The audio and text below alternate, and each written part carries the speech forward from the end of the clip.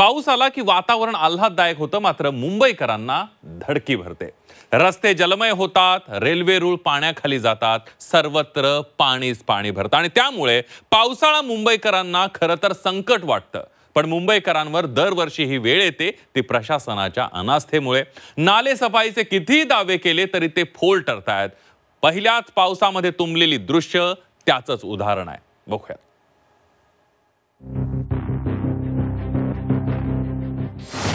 दरवर्षीप्रमाणे यंदाही नाली सफाईचे दावे फोल। पहिल्याच पावसात मुंबई तुंबली। मुंबईच्या नाली सफाईचं सत्य समोर।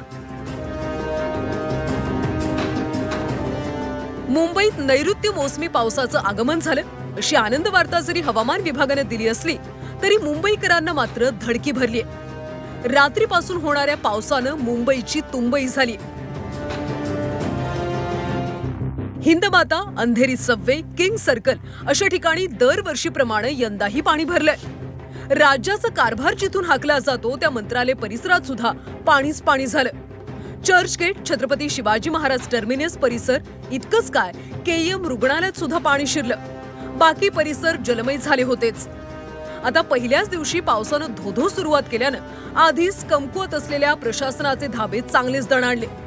पावसाळी वातावरणात नालेसफाईचा मुद्दा पुन्हा तापलाय।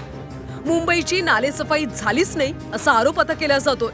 पावसाळ्यापूर्वी मुंबईची 80% नालेसफाई होणं आवश्यक आहे, मात्र प्रत्यक्षात 66%च नालेसफाई झाली। 30% गाळ नाल्यातच आहे। नालेसफाईच्या कामात पहिल्यांदाच एआयचा वापर करण्यात आला। नालेसफाईसाठी कोट्यवधी रुपयांचा खर्च करण्यात आला।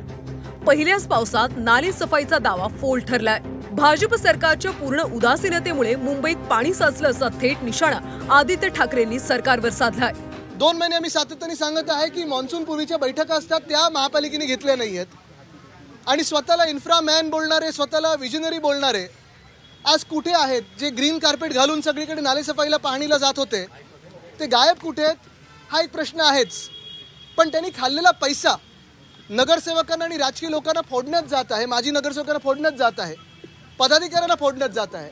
पण हा पैसा मुंबईकरांचा आज जे हाल झाले त्याच्यातून काढलेला पैसा आहे। मुंबईच्या माजी महापौर किशोरी पेडणेकर यांनी सुद्धा खडे बोल सुनावलेत। गेली 4 वर्ष दावे फोल ठरतायत, कारण 4 वर्षापूर्वी जे आदित्य उद्धव ठाकरे यांनी भूमिगत टाक्या केल्यामुळे जिथे जिथे पाणी साचण्याची जी ठिकाणं होती, उदाहरणार्थ हिंदमाता, त्या हिंदमाता किंवा आपला गांधी मार्केट किंवा माटुंग्याचा सर्कल हे आता पाण्याखाली जात नाही।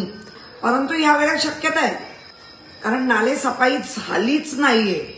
विरोधकांनी केलेल्या आरोपांना मंत्री गिरीश महाजनांनी उत्तर दिलं। यावेळी मॉन्सून लवकर आल्याचं सांगत परिस्थिती नियंत्रणात आहे असं महाजन म्हणाले। तुमच्या ताब्यामध्ये एवढी वर्ष मुंबई होती, मग तुम्ही काय केलं? त्यावेळेला तर काय हाल सोसले लोकांनी, किती पाण्यामध्ये लोकांना जीव गमवावे लागले, गाड्या वाहून गेल्या, हे आपण बघितलेलं आहे। त्यामुळे मला वाटतं या गोष्टीचं राजकारण न करता मुंबईकरांना दिलासा कसा देता येईल, यातून आपल्याला सर्व व्यवस्थित सुरळीत सगळे मार्ग कसे काढता येईल यासाठी आपण प्रयत्न करावेत। एकनाथ शिंदेंनी सुद्धा महाजनांप्रमाणेच पावसाकडेच बोट दाखवलं। नाले सफाई देखील सुरूच आहे, ते आता कंप्लीट होईलच आणि एकंदरीत पावसानेच थोडं लवकर आगमन केल्यामुळे धावपळ झालेली आहे, ही तर वस्तुस्थिती आहे।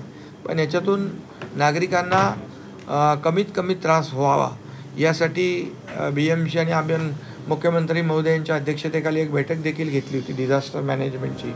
नाली सफाईसाठी दरवर्षी कोट्यवधी रुपये खर्च केले जातात, तरीही पावसाळ्यात अनेक ठिकाणी पाणी साचतंच। या दृष्टीचक्रातून सुटका कधी होईल याची आता मुंबईकर वाट पाहतायत।